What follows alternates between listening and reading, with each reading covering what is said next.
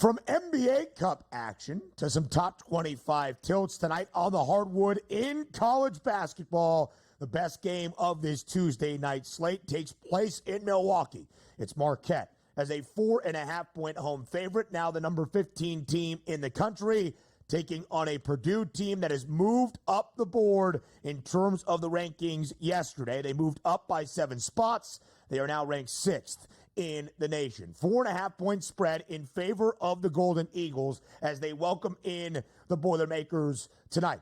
A couple of huge wins for these two programs, Joe, over the weekend, both on Friday. Marquette won outright as a short underdog in College Park against Maryland on Friday evening. Purdue as a home dog in Mackey against then number 2 Alabama. A very impressive victory. Here is Marquette now as a favorite against the Boilermakers tonight in Milwaukee. What's the play? Yeah, this Purdue team, I still have my question marks. I mean, both these teams come in 4-0, which is nice. Marquette at home now with Shaka Smart. What are they, 9-1, I believe, in their last 10. They don't tend to lose very often. And the thing that concerns me with Purdue is that if it isn't Brandon Smith, their 3 guys here, they don't have any bench. They didn't add anybody in the transfer portal, Ben. The bulk of their scoring comes from Smith, Wren, and Lawyer. Those are their 3 guys that combine for 51 points a game. Outside of that, they got nobody, absolutely no production from the bench whatsoever, and I think that's going to be a problem against Marquette at home, because if Marquette defensively has the kind of effort I believe they're going to bring here, man, one of those guys has an off night for Purdue, you're not winning this game on the road. And I think Marquette at 4.5 is actually pretty cheap.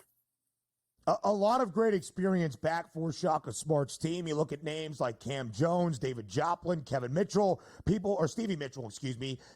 names that we have seen for Marquette in the last few years. Braden Smith is back for Purdue, the best point guard in the country, in my estimation. Fletcher Lawyer can hit the long ball, and Trey Kaufman-Wren has been huge for Purdue and was huge against Alabama on Friday night. So was C.J. Cox, the young player for this Purdue team that stepped up in a big way and lit a fire to this Purdue offense from deep on Friday night against the Tide.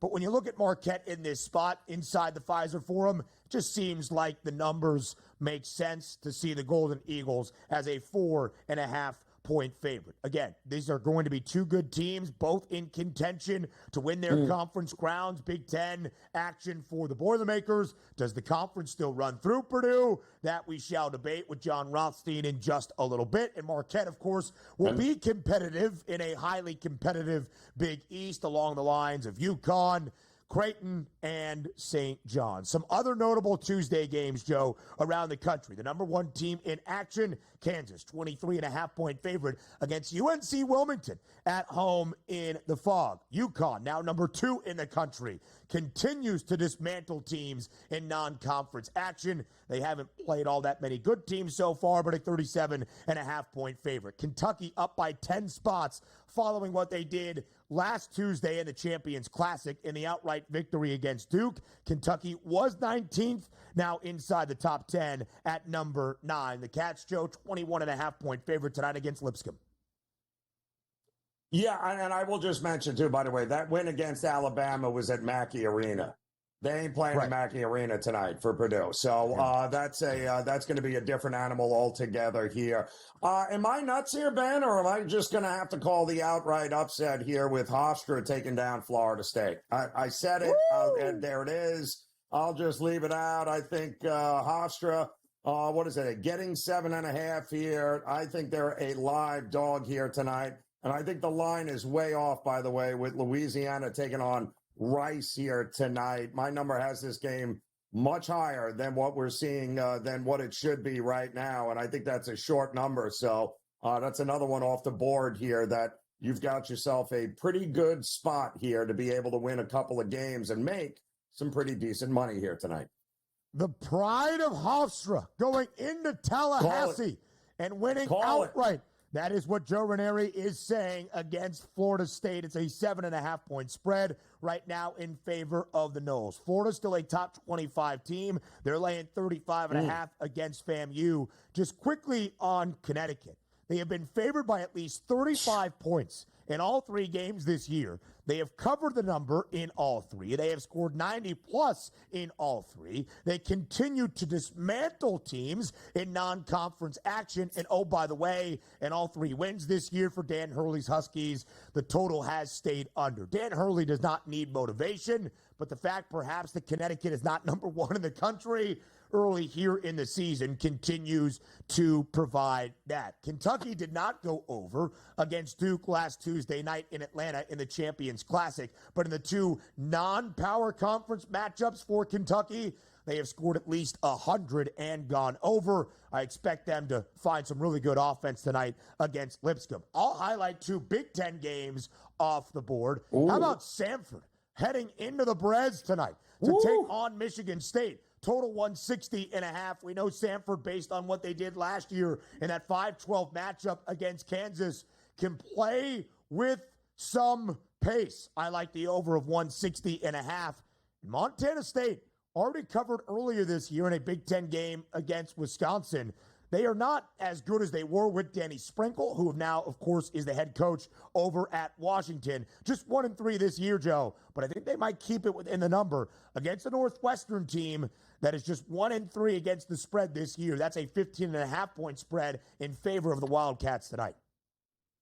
Yeah, that's just not a no. That number is absolutely absurd. No, absolutely. I can't, Ben. I would much rather. No, I'll tell you what I would play, though. If you're going to look at a game that just seems to be completely off, how is Villanova laying 2 touchdowns against anybody? Am I missing against Penn? I mean, it feels like a dead under. But there's no way I trust Neptune and Villanova here to be winning any games by margin at this particular point. It's either Dixon or bust. I think it's a bust, and I think the under is probably the best look in that game. Again, it's a Big 5 battle, right, in Philadelphia for Villanova. And what happened exactly a week ago against St. Joe's as a slight favorite? They lost that game outright. It has been an uneasy beginning to this season. They got beat by Virginia on Friday night in Baltimore in a game many people said, this isn't 2016 anymore for Nova. Things are getting bad really fast for Kyle Neptune, to the point where we might start having some scuttlebutt about maybe looking for a new head coach. The heir apparent to Jay Wright was always going to be difficult. I'll say this, Joe. Nova's gone over in all 5 games this year. 141.5 is the number tonight against Penn. This is still November, and this is the start of week number 3 in full of the 2024-25 college basketball season, which means only one thing here on this Tuesday on the early line. John Rothstein is now on the show, of course, with CBS Sports, and here on SportsGrid on behalf of FanDuel. Rothstein, as always, we appreciate the time. Thank you for being here on this Tuesday. It's week number 3, and John, we're 9 days away from Turkey Day, Thanksgiving. And in the week leading up to Turkey Day, it's when we get some of those great non-conference tournaments, and the competition ramps up just a little bit.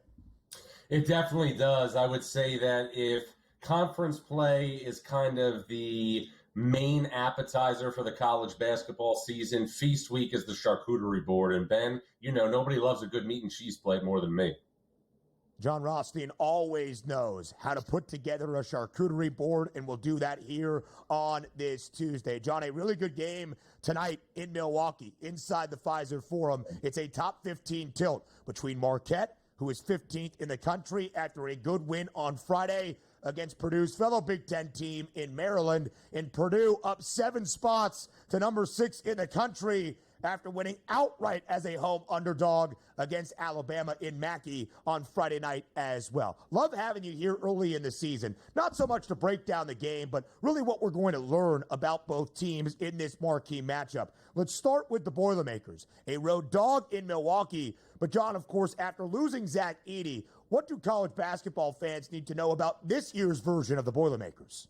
The three returning starters for Purdue from last year's team that lost in the national title game to UConn, Braden Smith, Fletcher Lawyer, and Trey Kaufman-Renn, are the epicenter of this team. That's the Boilers' big three. Braden Smith right now is playing like one of the best 4 or 5 guards in all of college basketball. He's filling the box score, dishing, rebounding, scoring. And Trey Kaufman-Renn is giving Purdue a different look as an interior focal point.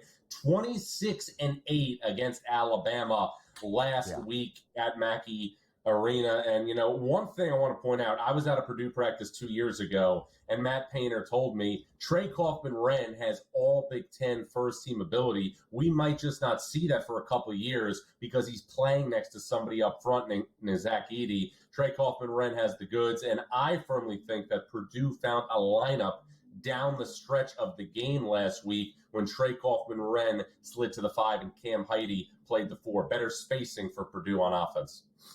Some of that depth will be in question, but the freshman C.J. Cox, who had 11 burying 3 triples on Friday night against the Crimson Tide, providing that offensive spark. Marquette, the victory already against Maryland, remaining in the top 15. And John, a 4.5-point favorite at home tonight. Shaka Smart's team returns a lot of experience. What do you anticipate the Golden Eagles show tonight against Purdue? Another showcase game for Cam Jones, who is playing right now like a first-team All-American. And it's not just how well he's playing, it's how efficiently he's playing. Right now, entering tonight's game against Purdue, Cam Jones is shooting over 54% from 3, averaging 24 a game, 5-6 assists, rebounding the basketball. Ben, you know as well as I do, that's illegal in 48 states. Marquette doesn't have what it had last season with Kolek and Oso Ighodaro, but it still has enough to be one of the best teams in the Big East. Shaka Smart has built a culture of retention at Marquette. The Golden Eagles and the Boilers, 2 programs in college basketball that did not bring in a transfer during the offseason. But Ben, you know as well as I do, this is only November. It is only November, but experience certainly matters in March. Let's go to the Big East. Connecticut in action tonight. 37.5-point favorite is UConn. They've been dismantling teams, as we have seen, throughout non-conference action in the last 2+ years. Still the favorites, Dan Hurley's Huskies to win the Big East at +135. John, including Marquette, if you were to look elsewhere around the league, who is UConn's best competition in the Big East? I see 5 teams right now at the top of the Big East that are in NCAA tournament contention. UConn, Creighton, Marquette are the returning commodities from last season. And now a healthy Xavier with Zach Fremantle and Jerome Hunter back under Sean Miller looks to me like a clear-cut NCAA tournament team. And St. John's under Rick Pitino with Kadari Richmond, Davon Smith, and Simeon Wiltshire in the backcourt looks like an NCAA tournament team. This is a very, very big week for the Red Storm, who will play Baylor in Baha Mar on Thursday, then either Tennessee or Virginia on Friday, followed up by a game against Georgia, potential bubble team out of the SEC on Sunday. So the Red Storm will know in the next 6 days a lot about where they stand moving forward in year 2 under Rick Pitino. And John, quickly back to the Big Ten. Purdue still booked as the favorites to win a conference championship this season. In your estimation, does a Big Ten regular season title still run through West Lafayette? Yes, until proven otherwise. I think you can make the case that Indiana has the best roster in the Big Ten with the additions of Miles Rice, Umar Ballo, Luke Goody, Ken Carlisle. But the best team until proven otherwise is Purdue. But Ben, you are a Big Ten, let's just say, connoisseur. You can't get enough of the Big Ten in all sports. And as a connoisseur, you will appreciate what I'm going to say. Last year, the brands in the Big Ten did not resonate throughout the college basketball season. Indiana, Michigan, Ohio State all missed the NCAA tournament. That will not happen in 2025. I think you have an excellent chance to get those 3 brands, Michigan, Indiana, and Ohio State, plus UCLA, who is now in the league, all in March Madness in 2025. John, you know as well as I, it's been nearly 2.5 decades since the Big Ten as a conference won a championship in men's college basketball. As we go elsewhere on this Tuesday, we showed you UConn, number 1 Kansas in action. Kentucky, now a top 10 team, laying 21.5 against Lipscomb. John, of this board, in the final minute of this segment, what other game catches your eye on this Tuesday night? Cincinnati at Northern Kentucky. Cincinnati has not played a true road game this season. It's a big week for the Bearcats, who will also play at Georgia Tech on Saturday. And keep an eye on Speedy Claxton and Hofstra, picked fourth in the CAA preseason poll. But in the last week, Hofstra has beaten Seton Hall, won a bye game at UMass, and will now try to do the same thing tonight in Tallahassee against Florida State. If there's one thing that Florida State fans don't want on a Tuesday, it's simple. It's the epitome of brutality. Nobody wants that, John, during non-conference action. John Rothstein, as always, thank you for your time.